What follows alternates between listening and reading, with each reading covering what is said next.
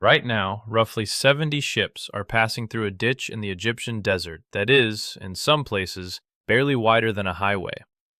They are doing it single file, at walking speed, guided by local pilots who board each vessel before entry.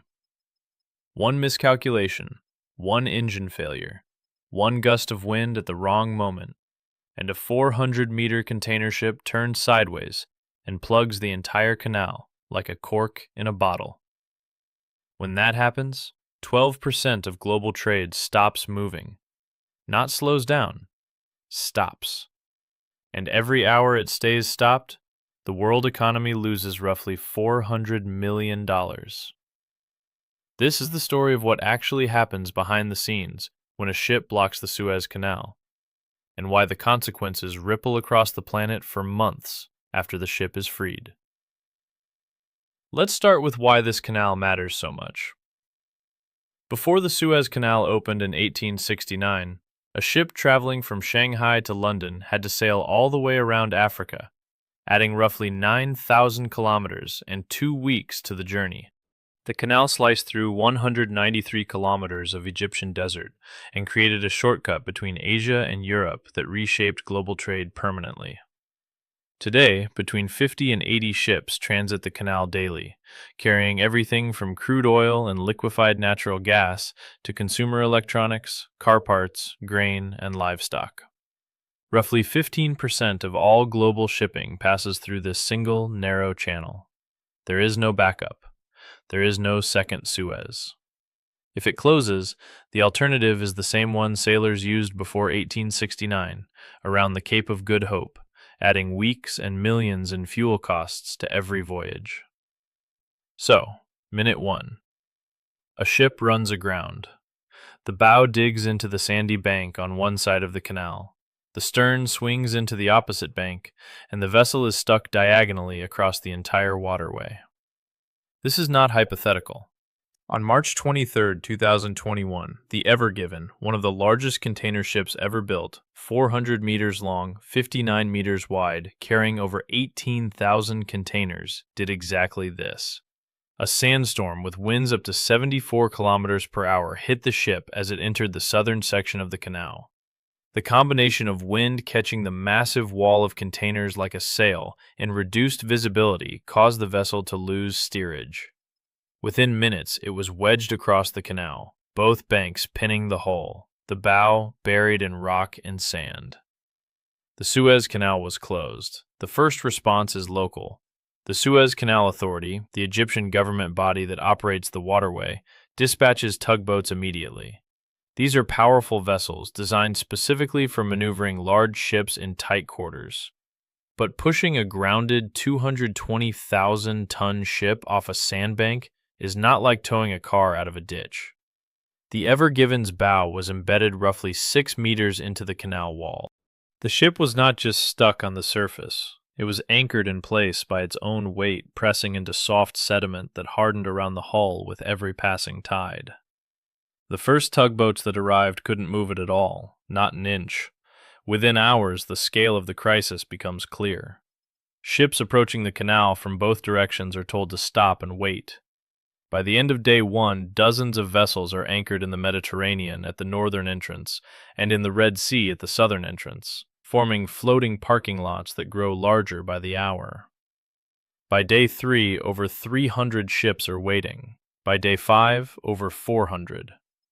Each one is burning fuel, paying crew wages, and accumulating demurrage charges, the penalties that ship operators pay when cargo arrives late. Some of the waiting ships carry perishable goods, livestock with limited feed, or time-sensitive industrial components. Every hour of delay cascades into losses that multiply across dozens of industries and hundreds of companies simultaneously. The world is watching, and the memes are already viral.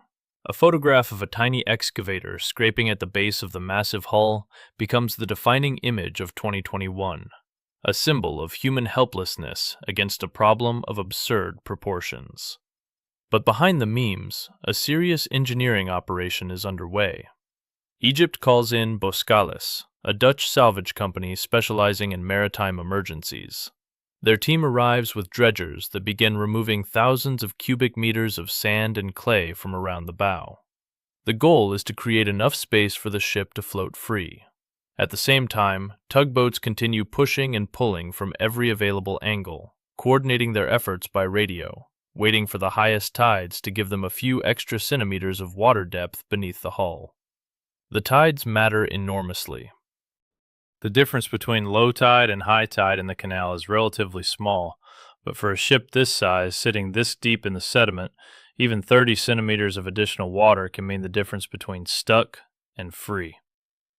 The salvage team studies tide charts obsessively, planning each major pulling attempt around the peak of the highest available tide. For 6 days, every attempt fails. The ship doesn't budge. Engineers begin quietly discussing a scenario that nobody wants to contemplate: the possibility of having to lighten the ship by removing containers, a process that would require heavy lift cranes brought in by sea, take weeks, and cost hundreds of millions of dollars before the ship even moves. On day 6, after dredgers have removed over 30,000 cubic meters of sand and mud, and after a spring tide raises the water level higher than any previous attempt, a fleet of 14 tugboats pulls simultaneously while the ship's own engines push at full power. The Ever Given moves.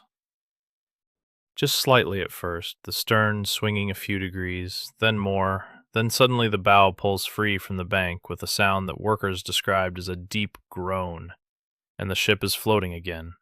The canal reopens. It takes another week to clear the backlog of waiting ships. The total blockage lasted 6 days and 7 hours.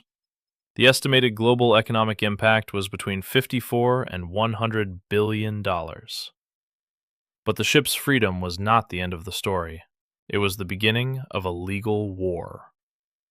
The Suez Canal Authority impounded the Ever Given and refused to let it leave Egyptian waters until the ship's owners and insurers paid compensation.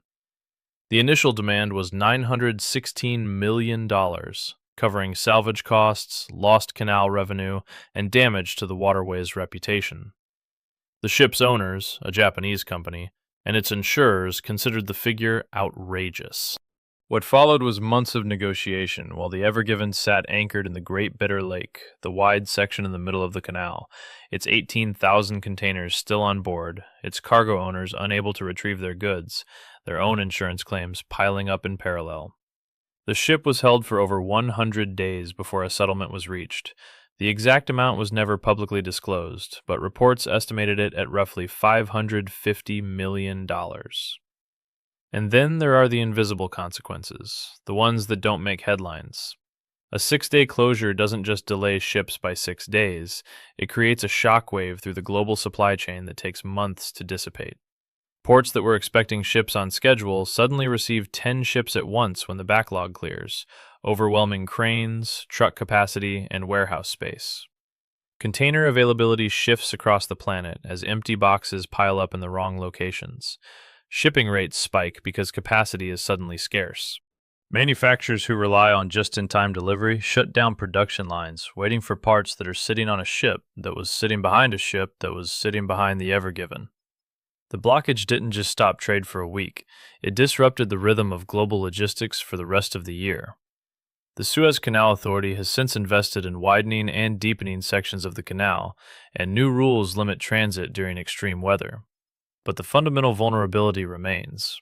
The canal is a single point of failure in the global economy, a 193-kilometer bottleneck through which trillions of dollars of goods must pass, and it can be shut down by a combination of wind, sand, and bad luck in a matter of minutes.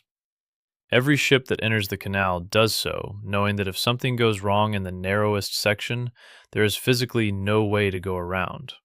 The only exit is forward or backward, and at that size, neither option is fast.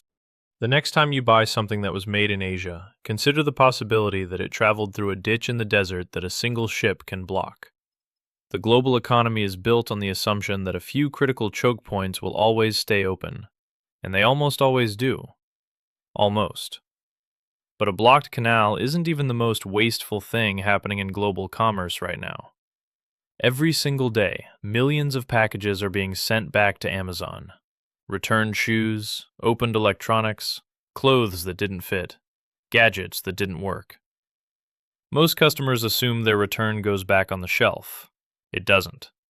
What actually happens to those millions of boxes is a journey through sorting warehouses, liquidation auctions, and landfills that would make you think twice before clicking free returns. That story is next. And if you don't want to miss it, you know what to do.